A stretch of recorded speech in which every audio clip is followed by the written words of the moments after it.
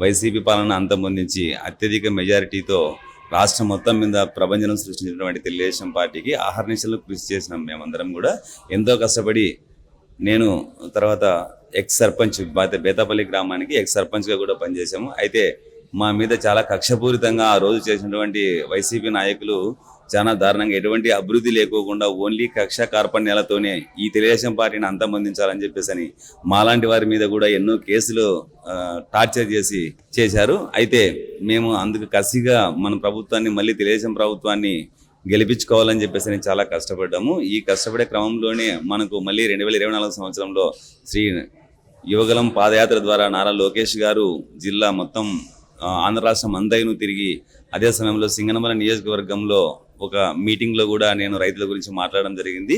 ఆ విషయాలన్నిటినీ ఆయన తెలుసుకొని ఎక్కడెక్కడ నియోజకవర్గంలో ఏ నియోజకవర్గంలో ఏం సమస్య ఉందో ఆ సమస్యల గురించి అన్నీ ఒక బుక్లో రాసుకునేసి ఈరోజు ప్రభుత్వం ఏర్పాటైన తర్వాత వాటన్నిటినీ ఒక్కొక్కటి చేసుకుంటూ వస్తున్నాడు. కాబట్టి మేము నారా లోకేష్ గారికి ఎంతో రుణపడి ఉన్నాము. అదేవిధంగా శ్రీ నారా చంద్రబాబు నాయుడు గారు 40 ఏళ్ళ రాజకీయ చరిత్రలో ఆయన చూడండి లేదు.